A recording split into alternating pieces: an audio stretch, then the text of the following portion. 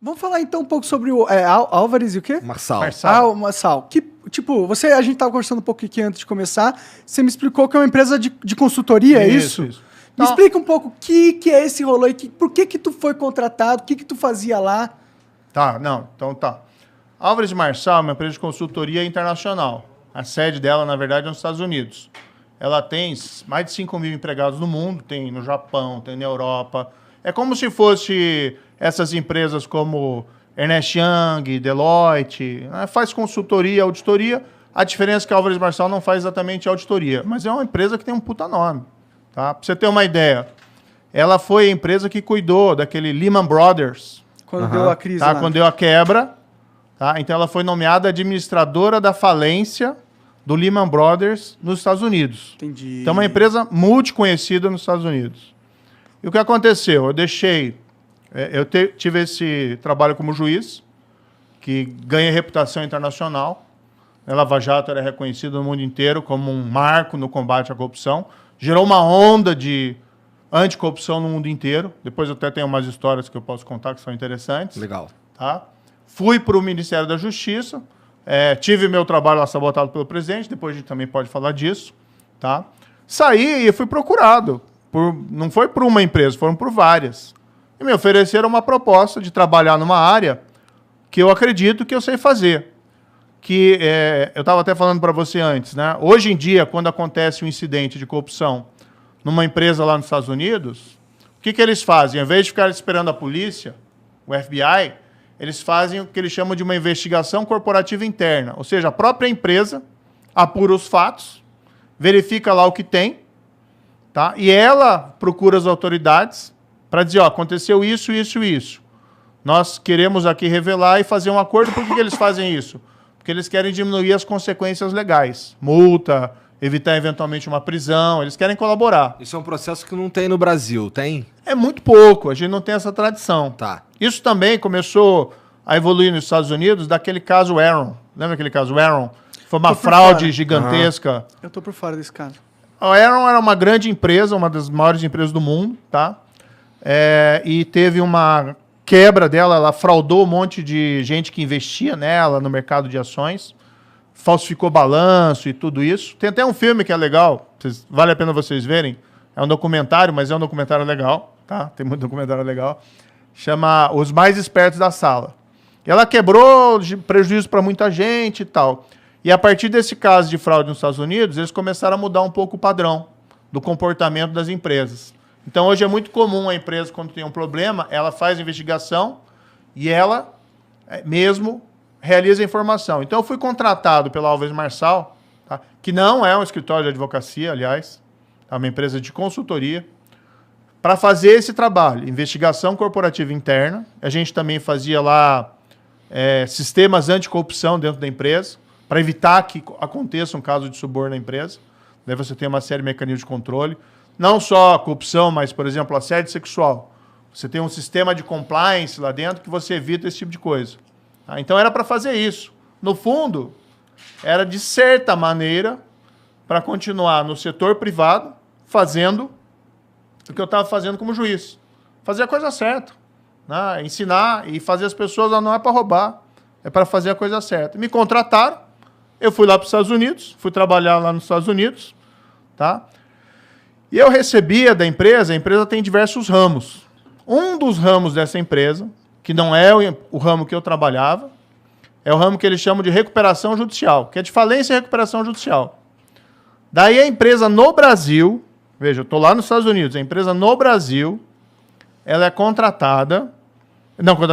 ela é nomeada pelo juiz, tá? Para atuar na recuperação da Odebrecht, que é basicamente fazer o quê?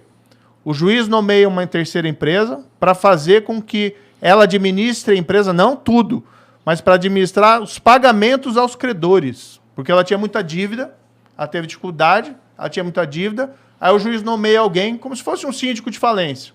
Alguém para cuidar lá dos créditos e para que receba. Ou seja, é o juiz, não é nem a Odebrecht que escolheu. Isso aconteceu bem antes de eu ser contratado.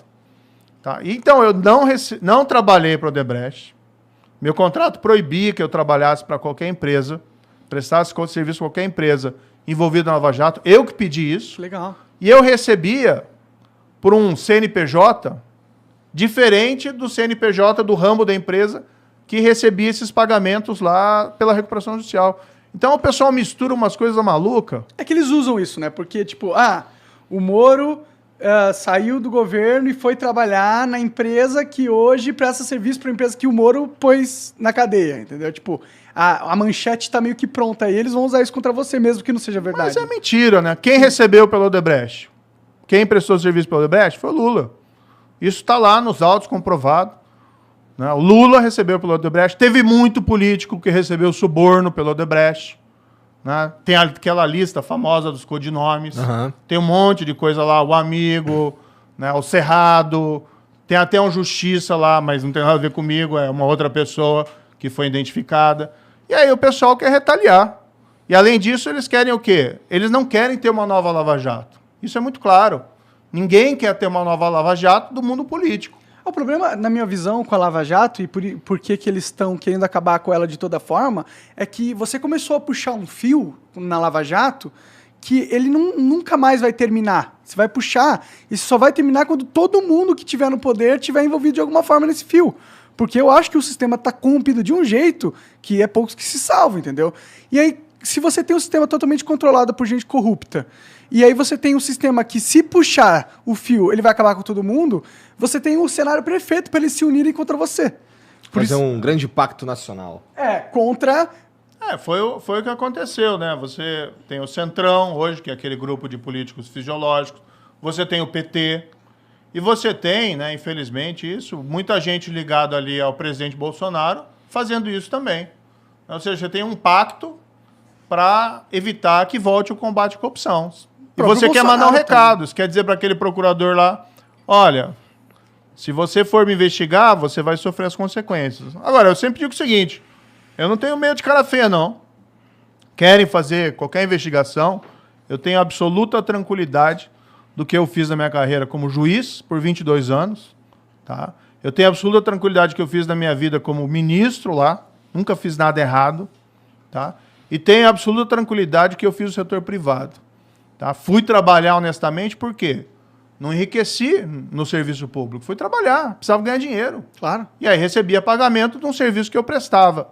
E jamais prestei serviço para a empresa envolvida na Lava Jato. Quem fala isso, mente. Não recebi um centavo de empresa envolvida na Lava Jato. Quem fala o contrário, mente. Podem quebrar sigilo, podem fazer o que eles quiserem. Não vão provar nada, porque não fiz nada errado. Isso eu tenho a consciência tranquila de dormir no travesseiro. Poderia, por exemplo, ter feito muita coisa errada durante a carreira de juiz.